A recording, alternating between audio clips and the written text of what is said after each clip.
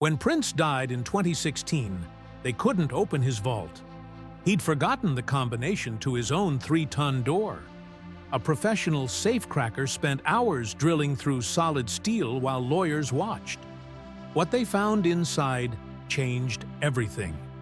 8,000 songs nobody had heard, stacks of gold bars worth hundreds of thousands, and recordings dating back to 1973. But that wasn't the strangest part. The vault revealed secrets about his final days that his closest friends never knew. Some say it explained why he died alone in that elevator. Prince Rogers Nelson was born on June 7, 1958, into a house full of music and chaos. His father, a jazz pianist who performed under the name Prince Rogers, gave him his own stage name. But life inside their Minneapolis home was far from peaceful. Prince's parents were constantly fighting, torn between musical dreams and personal battles. By the time Prince was 10, the marriage had collapsed. He was left bouncing between two broken homes, never really feeling safe in either. That early instability stayed with him. It gave him a deep need for control and a burning hunger to prove himself. He watched, listened, and absorbed everything around him. Music wasn't just background noise, it became his escape. But life kept hitting him. Around the age of 7, Prince started having epileptic seizures. No one really understood what epilepsy was back then, especially not kids.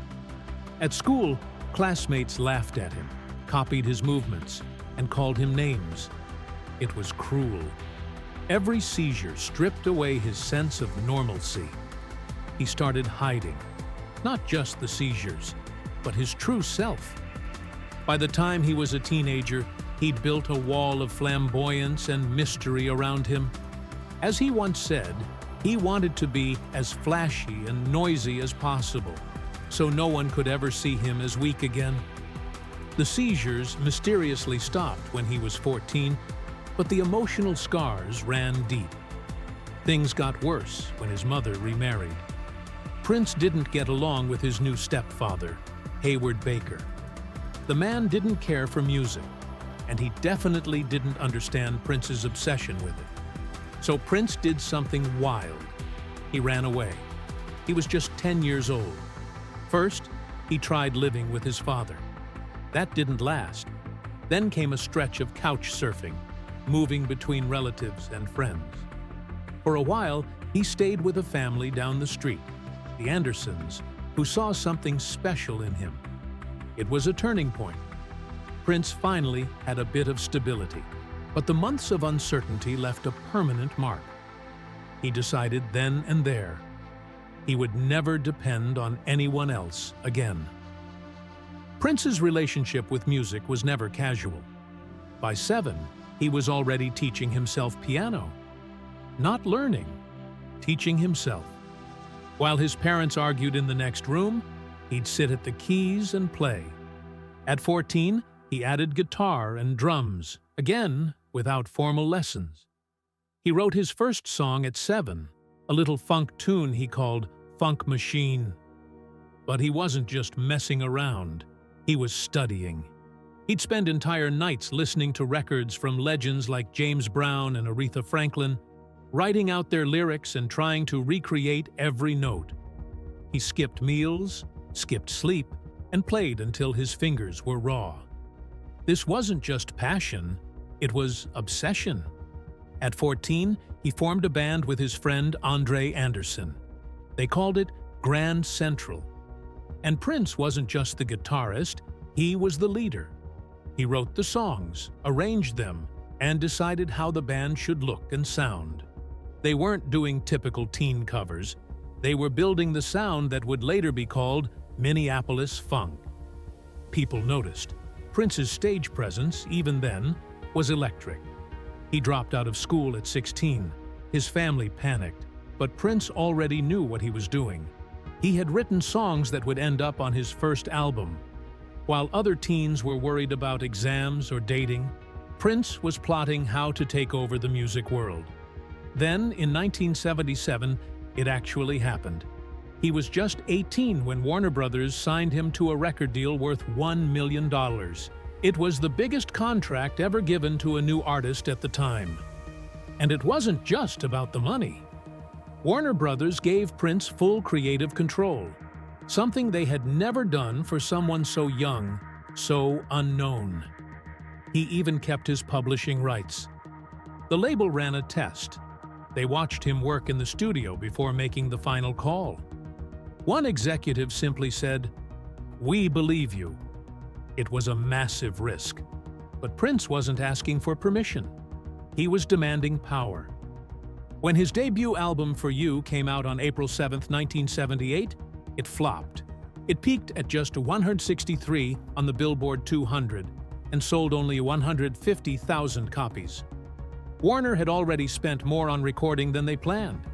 Prince had played every single instrument on the album, 27 in total, and produced it himself. But there was no tour, no buzz, no band ready to support him.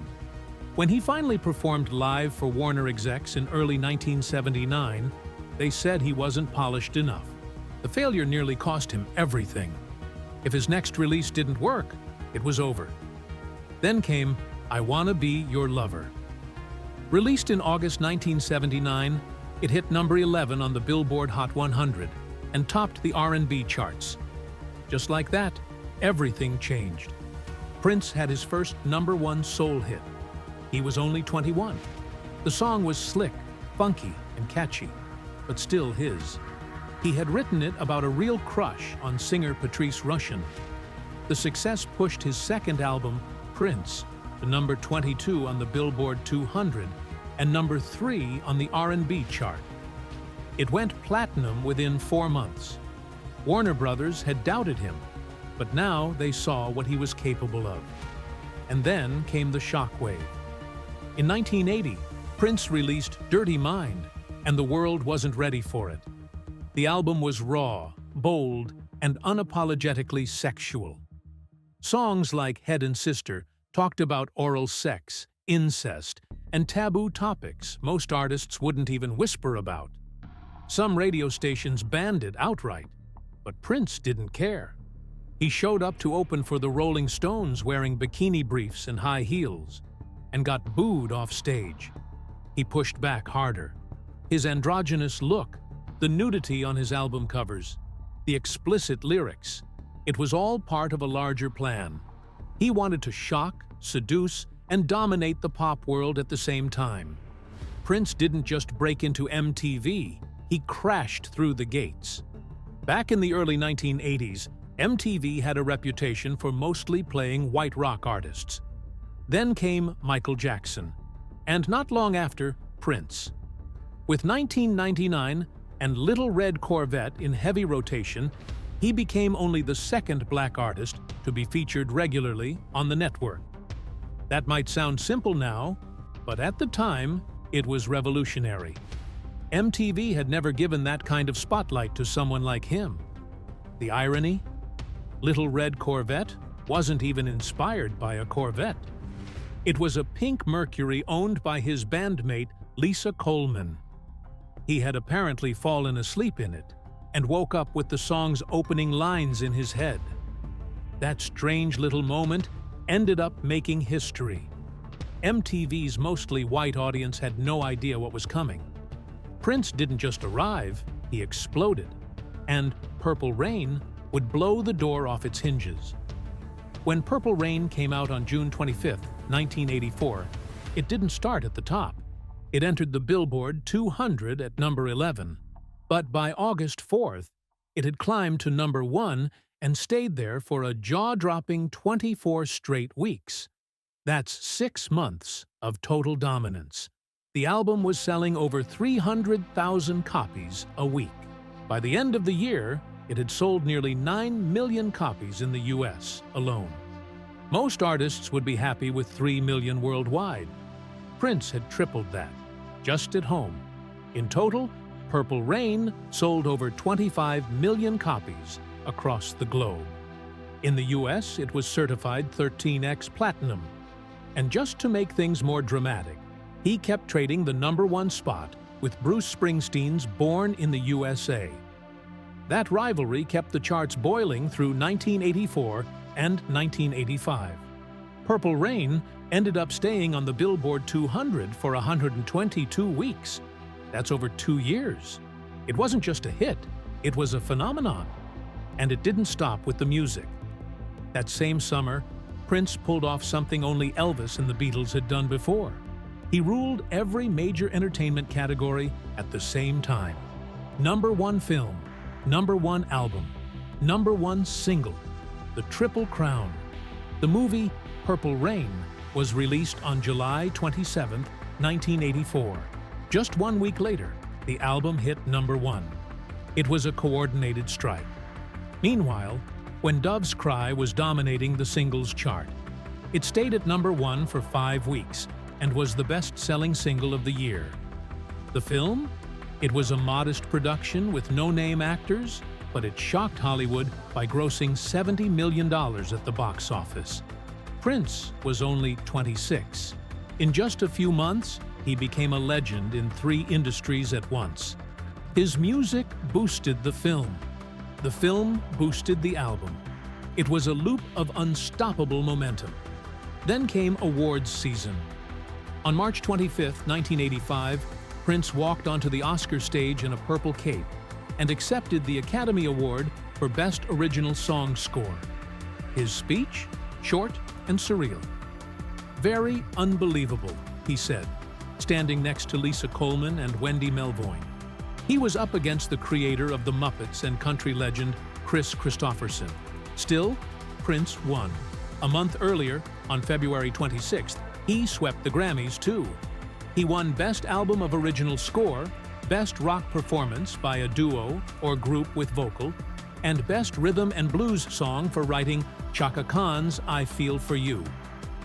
His Grammy performance of Baby I'm a Star was watched by 37 million people. The music world had no choice but to accept him, not just as a performer, but as a force of nature. He was no longer just a pop star, he was a cultural event. As his fame grew, so did his empire. In January 1986, Prince began construction on his dream project, Paisley Park, a $10 million and 65,000 square foot creative complex in Chanhassen, Minnesota. It had 4 recording studios, a full sound stage, video editing suites, rehearsal halls, a basketball court, and even underground parking. It was more than a studio. It was a world. He didn't just want to make music, he wanted to control everything about it. The acoustics were designed by professionals from Los Angeles. The downstairs had no windows. Prince didn't want to know if it was day or night. He wanted to disappear into the work. He even had a secret vault built inside, a place where he could lock away master recordings no one else could touch. The building was named after his 1985 song, Paisley Park, and it became his fortress. But inside that fortress, things weren't normal. Prince had a rule that terrified his staff. No one was allowed to look him in the eyes. If you did, you were fired. Immediately. Graphic designer Liz Frey recalled that employees had to call him boss and avoid eye contact at all times. One crew member was fired simply for glancing at him. The man hadn't even been told about the rule. Another employee, a video editor, looked at Prince during a meeting. It was instinct. Prince stood up and walked out. The editor was gone within the hour.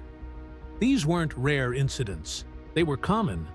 The fear was real. Prince didn't just demand respect, he demanded perfection. And sometimes he used fear to get it. In 1993, trombonist Michael B. Nelson was on tour with Prince. During a performance of The Flow, he missed a high note. The next day, Prince approached him. "You're gonna play that solo right tonight?" Nelson replied, "I'll do my best."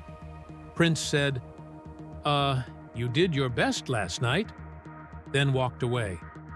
That night, as Nelson prepared for his solo, Prince walked up and pointed a golden gun-shaped microphone right at his head. It wasn't a joke. It was a threat. Nelson played the solo perfectly. Later, he admitted that Prince used fear to push the band. Sometimes it worked, but it also left scars. Prince's relationship with Matey Garcia began with a videotape.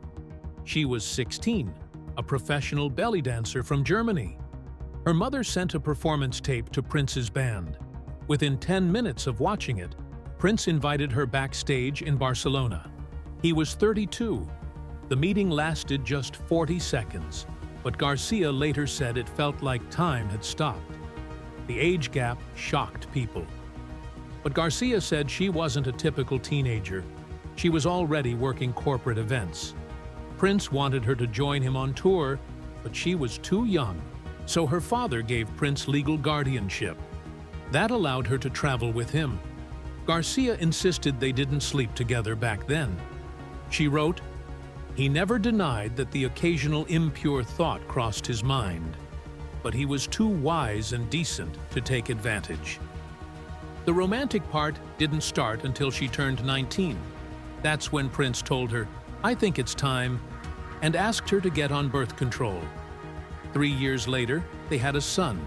He was born on October 16, 1996, and weighed 7 pounds, 12 ounces.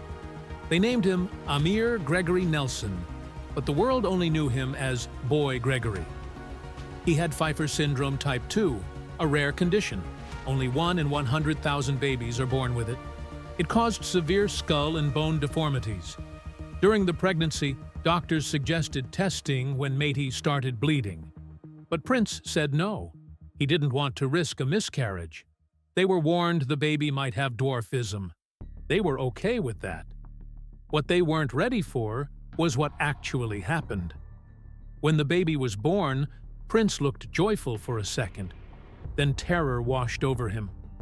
The newborn gasped for air. He had no eyelids. His eyes were dry and wide open. He only lived 6 days. Prince spoke to Oprah around this time, but gave vague answers about whether the baby had even been born. The hospital records were reportedly altered. They didn't want the world to know the full truth. The grief tore them apart. By 2000, the marriage was over. But Matey wasn't the only woman linked to Prince. His love life was a constant headline. In 1985, he briefly dated Madonna. They worked on a track called Love Song, but she soon left him for Sean Penn. Then came Kim Basinger in 1989. She was filming Batman. Prince was doing the soundtrack. They recorded a song called The Scandalous Sex Suite. It had moans in it. Rumors said they were recorded while having sex. Prince also dated Sheila E., who claimed they were engaged in the 80s. Carmen Electra? He gave her that name. Her real name was Tara Lee Patrick. Prince discovered her and created her stage identity. Again and again, he blended romance with mentorship. Many of these women ended up in his songs or on stage with him. In 2001, Prince married again, this time to Manuela Testolini. She was 24. Prince was 43. She worked at his charity. They lived together in Toronto, but behind closed doors, things weren't calm. In 2004 alone, Prince made $42 million. Testolini said most of his album Musicology was about her. Prince said that was an exaggeration. When they divorced in 2007, the details shocked everyone. Testolini asked for $42,000 a month in spousal support. She wanted jewelry, photos, and private videos. Prince offered $10,000 a month and threw in cars and property. They had expensive habits, private jets, $5,000 stylists, after parties that cost $50,000. She said Prince even locked her out of their home and cut her off financially. Prince at times represented himself in court. He simply said, "This is my normal life." But not all exes left quietly. Charlene Friend filed a court case against Prince in 2003. She said their relationship began when she was 18. Prince was 32. She claimed he believed he was the Messiah, that sex with him made you one with him. She said he recorded them without consent, that he threatened to kill her, that his home had rooms with cages, chains, and whips, that he made her wear his clothes, and that she couldn't even look at his staff. She said she suffered panic attacks and depression. Prince's team called it all false. Prince's battles weren't limited to romance. In 1993, he showed up with the word slave written on his face. Warner Brothers controlled his name and his music. Prince wanted out. They wouldn't let him release music as fast as he created it. So he fought back. He painted his face. He called out the label. He said they trademarked his name and sold his music while he got stuck. This wasn't about money. It was about ownership, especially for black artists. He wanted to build something that could last beyond him. That same year, on his 35th birthday, he took things further. He killed off the name Prince and replaced it with a symbol. It wasn't just any symbol, it was the love symbol, a mix of male and female signs. Reporters had no way to say it. Warner had no way to market him. His team even sent custom floppy disks to the press so they could use the symbol in print. No one knew how to pronounce it. He became the artist formerly known as Prince. Every mention of him was now a reminder of his rebellion. In 1996, he finally broke free. He gave Warner the album Chaos and Disorder and walked away. The label had promised him $100 million for 6 albums, but they only let him release one a year. Prince could make 3 albums in that time. Once free, he started releasing music through NPG Records. He sold albums with concert tickets, even bundled them with newspapers. He was one of the first to sell music online. In 2018, 23 of those albums, more than 300 songs, finally hit streaming platforms. Prince's intensity extended to every part of his life. In 1987, just before releasing the Black Album, he took ecstasy and had what he called a spiritual breakdown. He thought the album was evil. He called it Blue Tuesday. He scrapped the album 1 week before release. Instead, he made Love Sexy, a concept album about resisting darkness. The Black Album didn't come out officially until 1994. His legal moves were just as bold. In 2014, he sued 22 fans for $22 million. Why? Because they uploaded his concert videos. One Facebook page had 363 bootleg links. The fans said, "We love Prince." But the message was clear: don't mess with his music. Then, just weeks later, he dropped the case. His team said the fans had taken down the videos. The damage was done. Fans were stunned. Some felt betrayed. Prince also stirred up scandal in places no one expected, like basketball. In 2005, he rented NBA star Carlos Boozer's mansion in Beverly Hills. The rent was $95,000 a month. When Boozer came back, the house looked nothing like before. The gates now had Prince's symbol. The front path ran with purple water. The walls were covered with his photos. Boozer's gym had been turned into a nightclub. One bedroom was a massage room. The master suite was now a full hair salon. Boozer was furious, but Prince smoothed it over by writing him a $1 million check to fix everything.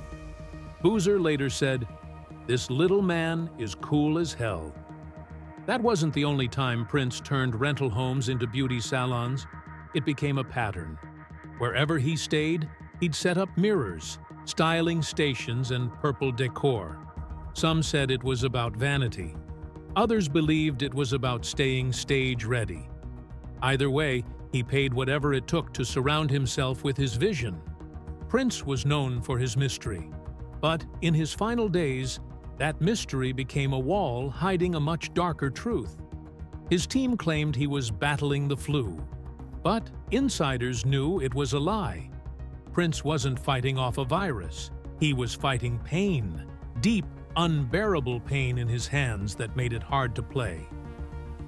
2 Atlanta shows were canceled on April 7, 2016. Behind the scenes, he was trying to quit opioids with help from Dr. Michael Schulenberg, a Minnesota doctor who agreed to treat him quietly. The painkillers weren't new. They were his secret shield against years of stage injuries. All those leaps off risers in high heels had wrecked his hips and knees. Eventually, he swapped out his iconic boots for custom platform sneakers, even carried a cane. Something was clearly wrong. A week later, on April 15th, Prince's private jet was cruising at 42,000 feet when the unimaginable happened. At 1:02 a.m., the pilot radioed in, "Chicago, send us an ambulance, unresponsive passenger." It was Prince. The jet dropped nearly 45,000 feet in just 17 minutes and made an emergency landing in Moline, Illinois at 1:17 a.m. Judith Hill, his close friend, was with him and watched as his eyes went blank mid-conversation. He collapsed right there in his seat. 2 shots of Narcan couldn't wake him. The first one failed completely. His bodyguard, Kirk Johnson, carried him off the plane. EMTs worked on him for nearly 20 minutes. Hill thought he was dead. Prince later admitted he had mixed 2 different pills that night. A new combination. It nearly killed him. And he was just 48 minutes from home. At the hospital, doctors wanted him to stay. He refused. When told a private room wasn't available, he left after just 3 hours. They had just given him a life-saving shot. But he walked out anyway.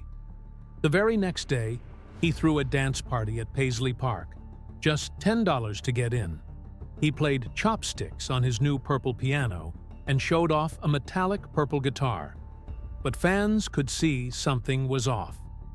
One of them, Nancy Anderson, said he looked pasty, weak, and frail, and struggled just to walk to the piano. Then came the strangest moment of all.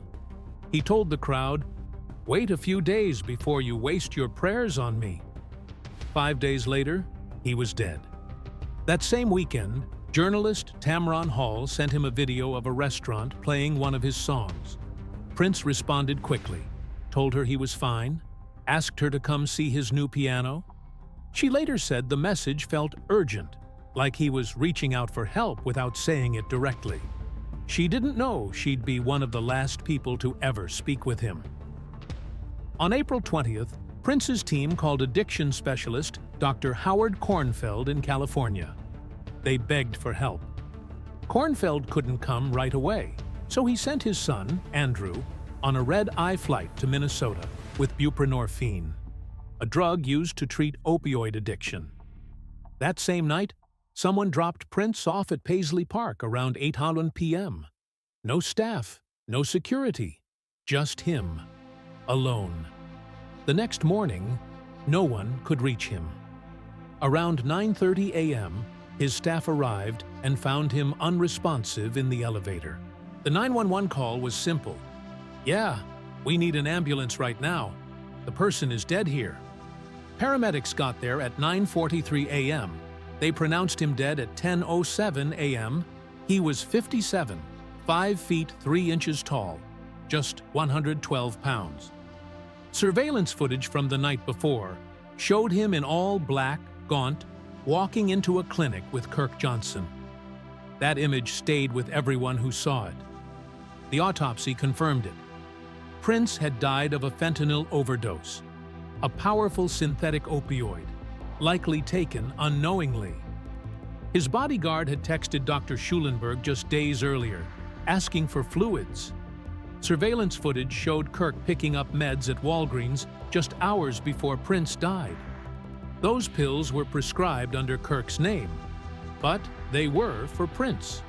Schulenberg paid a $30,000 fine for that. Prince's family later sued multiple health care providers, claiming they could have saved him. After his death, they opened the vault. Not just any vault. This one was bank grade, hidden in Paisley Park's basement. Nobody knew the combination, not even Prince. he'd forgotten it. So the estate brought in Dave McComey, a professional safecracker. With lawyers, cameras, and agents watching, McComey micro-drilled through the 3-ton door. But first, he played a round of Words with Friends on his phone. Inside the vault, over 8,000 unreleased songs, recordings spanning 1973 to 2015, enough for 100 albums. The last known track was called Soul Patch. That vault wasn't just a room, it was a time capsule of one of the most prolific artists who ever lived. And then came the gold bars, 67 of them. Each one weighed 10 ounces. At $193 per ounce in 2017, they were worth nearly $800,000. Prince hadn't just built a musical empire, he quietly built a financial one too. His businesses held millions in cash. He owned luxury cars, rare jewelry, designer furniture. But nobody knew about the gold. That was pure Prince, private, precise, and always one step ahead. His music didn't stop when he died. The estate released Forever in 2016, with 40 tracks and a long-awaited song, Moonbeam Levels. The next year, the deluxe edition of Purple Rain hit number 4 in the US and number 7 in the UK. In 2021, they dropped Welcome to America, an entire album Prince had recorded back in 2010 but never released. It tackled disinformation, racism, and America's future, years before those topics exploded globally. With 8,000 songs still unreleased, the math is staggering. One song per day would last over 2 decades.